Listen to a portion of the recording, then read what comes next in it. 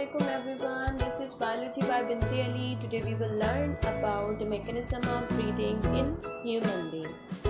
So, breathing is the process of inhalation and exhalation of air. Breathing ऐसे process को कहा जाता है जिसमें एयर को इनहेल किया जाता है या फिर एक्सहेल किया जाता है. इट मीन्स कि human breathing depends upon two steps, inhalation or inspiration, exhalation और expiration.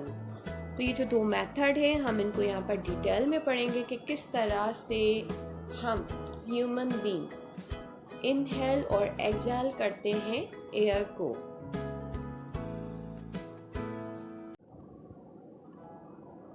Two things are important during the breathing. As I said, two steps are there, inhalation and exhalation. तो यहाँ पर दो ऐसी चीज़ें हैं जिनकी वजह से हमारी चेस्ट कैविटी में जो है वो चेंज आता है. The first one are intercostal muscles. Intercostal muscles दो तरह के होते हैं हमारी चेस्ट कैविटी में. Internal intercostal muscles, external intercostal muscles. Intercostal muscles main muscles होते हैं जिनके पास ये एबिलिटी होती है कि कॉन्ट्रैक्ट और रिलैक्स हो.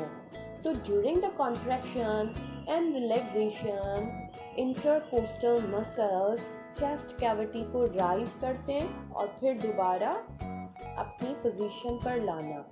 Due to this chest cavity, thoracic cavity की साइज इंक्रीज होती है ताकि एयर फिल हो सके, और दोबारा जब वो डाउनवर्ड रीच करती है तो ये काज करता है कि एयर हमारी बॉडी से जो है वो रिमूव हो सके.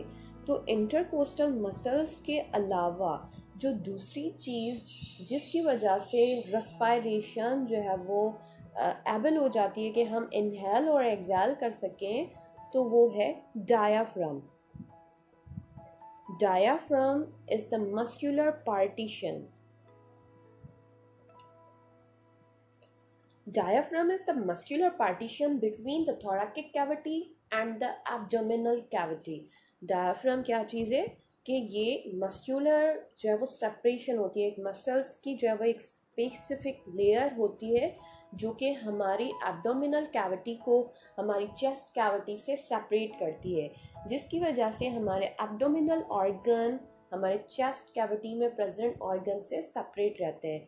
साथ ब्रीदिंग में भी डायफ्राम का मेन रोल है क्योंकि it helps during inhalation as well as exhalation. Inhalation or inspiration, exhalation और expiration दो स्टेप्स हैं ब्रीदिंग के. इनहेलेशन में हम लोगों ने क्या पढ़ा कि एयर जो है वो इनसाइड द लंग्स एंटर होती है, whereas एक्सहेलेशन ऐसा प्रोसेस है जिसमें एयर रिमूव होती है फ्रॉम द लंग्स. तो दो चीज़ें इंपॉर्टेंट हैं जैसे मैं पहले बता चुकी हूँ, intercostal muscles and diaphragm. Intercostal muscles ऐसे मसल्स हैं जो कि रिब्स के दरमियान प्रेजेंट होते हैं और इनका काम होता है रिब्स को एलिवेट करना, ऊपर की तरफ जो है वो करना ताकि चेस्ट कैविटी राइज हो, और फिर दोबारा क्योंकि ये रिलैक्स होते हैं रिब्स के दरमियान, इनका काम यही है कि रिब्स को जो है वो ऊपर की तरफ करें और नीचे, ताकि during the inhalation chest cavity rise हो जाए और ड्यूरिंग एक्सहेलेशन चेस्ट कैविटी का साइज जो है वो कम हो जाए.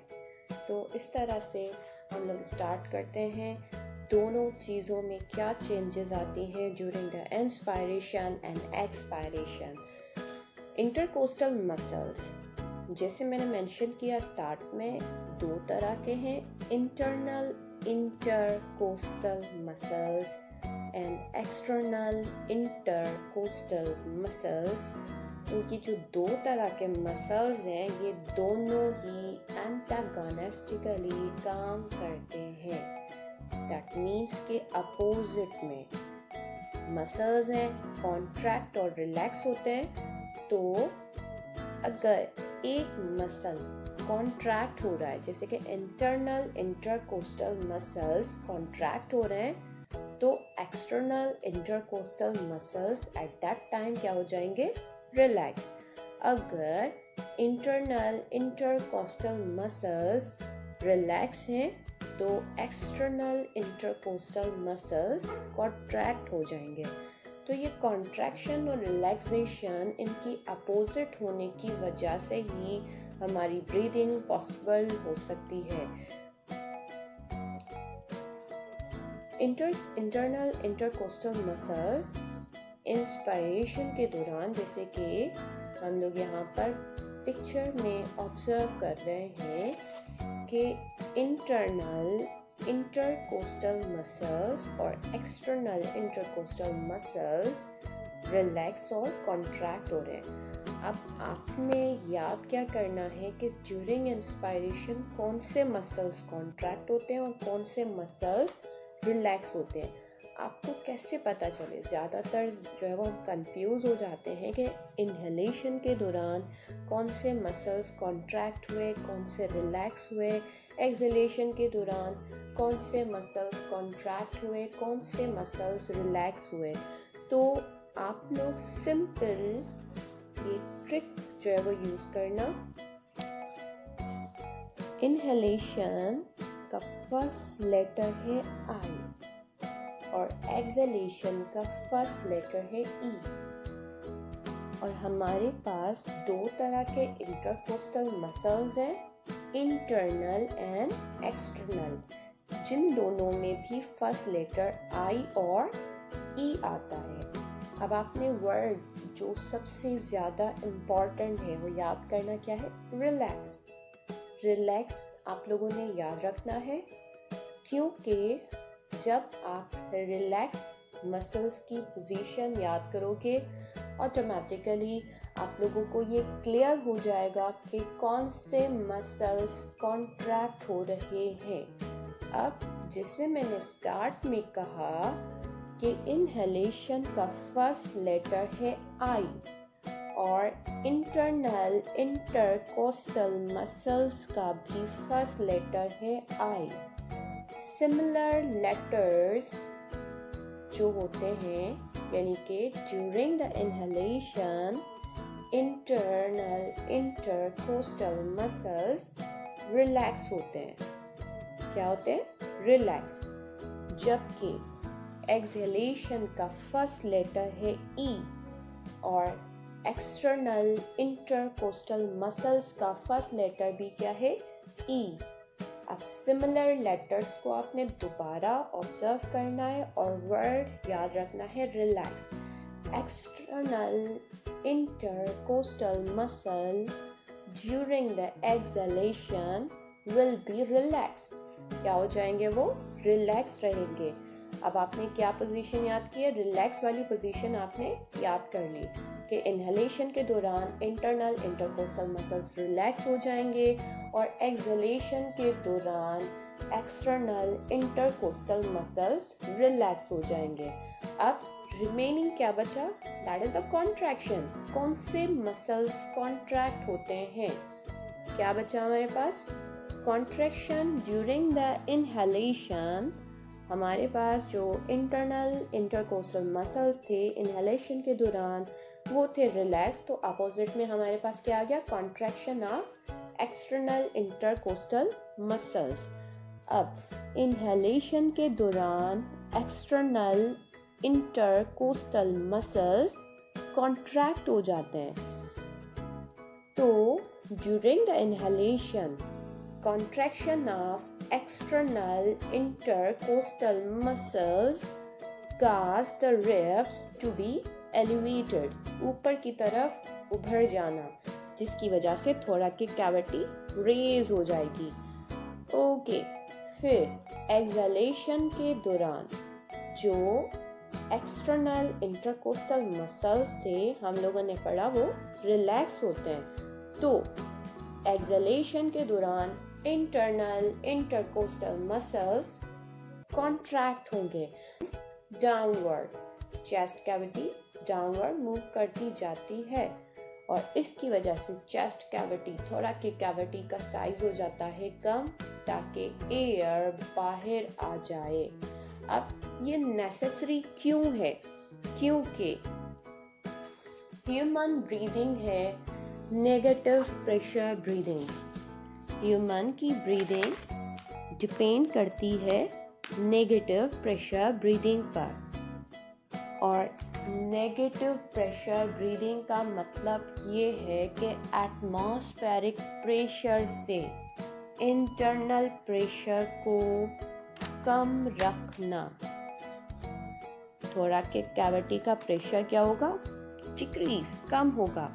अगर pressure inside the lungs, chest cavity के अंदर एयर का प्रेशर पहले से ही ज़्यादा हो जाए तो होता यह है कि जो एयर पहले से ही इंटरनली बहुत ज़्यादा प्रेशर क्रिएट करे तो फर्दर एयर एंटर नहीं हो सकेगी।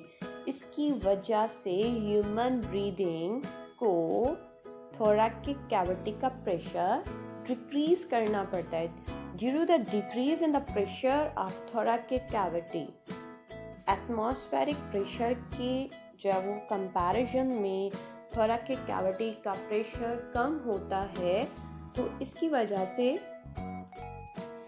होता ये है कि बैलेंस आ जाना, कि एयर आसानी से एंटर हो जाएगी। अब सिंपल एग्जांपल ले लेते हैं बलून की। बलून में हम लोग क्या चीज़ ऑब्जर्व करते हैं?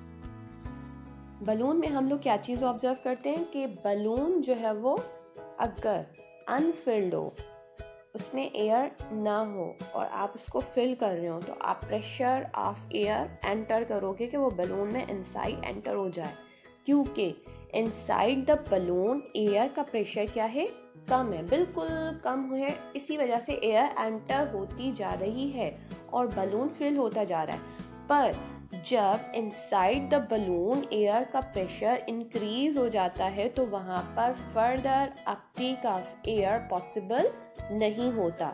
तो इसी वजह से हमारी चेस्ट कैविटी का भी जो है वो यही रूल है कि जब हमें एयर एंटर करनी हो इनहेलेशन के दौरान तो हमें अपनी चेस्ट कैविटी का प्रेशर बिल्कुल कम कर देना होता है। अगर कम नहीं हुआ तो फर्दर एयर एंटर नहीं होगी। पर अगर प्रेशर को मेंटेन कर दिया जाए, डिक्रीज कर दिया जाए इनहेलेशन के दौरान, तो जो है वो आसानी से फर्दर एयर एंटर हो जाएगी। तो बलून की एग्जाम्पल को याद रखना आप लोग, ताकि आप लोगों को जो है वो नेगेटिव प्रेशर का पता लग सके कि नेगेटिव प्रेशर के दौरान हम लोग चेस्ट कैविटी का जो प्रेशर होता है उसको क्या करते हैं? डिक्रीज करते हैं ताकि फर्दर अपटेक ऑफ एयर हो सके। Okay, during the breathing inspiration के दौरान हम लोग क्या चीज़ ऑब्जर्व कर रहे हैं कि जो डायफ्राम होता है उसकी शेप फ्लैट हो जाती है, और फ्लैट इस वजह से होती है ताकि ज़्यादा से ज़्यादा चेस्ट कैविटी की कैपेसिटी बन जाए और लंग्स में एयर आसानी से फिल हो सके। जबकि एक्सपायरेशन के दौरान जो चेस्ट कैविटी होती है उससे अपना साइज़ जो है वो डिक्रीज़ करना पड़ता है, छोटा करना पड़ता है, और इसी वजह से जो डायफ्राम की पोजीशन होती है वो डोम शेप हो जाती है। तो ये जो चेंजेस आ रही हैं डायफ्राम और इंटरकोस्टल मसल्स में, ये टास्क होता है कि हम आसानी से ब्रीथ कर सकें। Okay, during the breathing inspiration के दौरान हम लोग क्या चीज़ ऑब्जर्व कर रहे हैं कि जो डायफ्राम होता है उसकी शेप फ्लैट हो जाती है, और फ्लैट इस वजह से होती है ताकि ज़्यादा से ज़्यादा चेस्ट कैविटी की कैपेसिटी बन जाए और लंग्स में एयर आसानी से फिल हो सके। जबकि एक्सपायरेशन के दौरान जो चेस्ट कैविटी होती है उससे अपना साइज़ जो है वो डिक्रीज़ करना पड़ता है, छोटा करना पड़ता है, और इसी वजह से जो डायफ्राम की पोजीशन होती है वो डोम शेप हो जाती है। तो ये जो चेंजेस आ रही हैं डायफ्राम और इंटरकोस्टल मसल्स में, ये टास्क होता है कि हम आसानी से ब्रीथ कर सकें। During the inspiration internal intercostal muscles relax होते हैं, एक्सटर्नल इंटरकोस्टल मसल्स कॉन्ट्रैक्ट होते हैं, जिसकी वजह से ये चेस्ट कैविटी जो है वो राइज हो जाती है। अब यहाँ पर हम लोग देखो नॉर्मली क्या देख रहे हैं कि चेस्ट कैविटी का साइज़ बहुत ज़्यादा वाइड हो चुका है ताकि एयर एंटर हो सके। सेकंड हम लोगों ने जो चीज़ पढ़ी थी वो पढ़ी थी डायफ्राम। ये जो एक लाइन बनी हुई है इस तरह से, that is the flat diaphragm. Diaphragm जो है वो फ्लैट हो चुका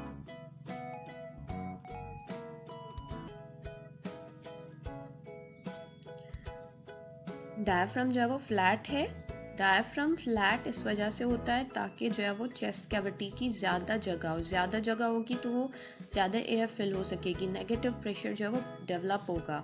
जबकि हम एक्सपायरेशन में क्या देख रहे हैं कि डायफ्राम जो है वो स्टर्नम बोन से ज़्यादा ऊपर की तरफ जो है वो शो हो रहा है, जबकि इधर देखो स्टर्नम बोन से इसकी पोजीशन क्या है, बिल्कुल नीचे।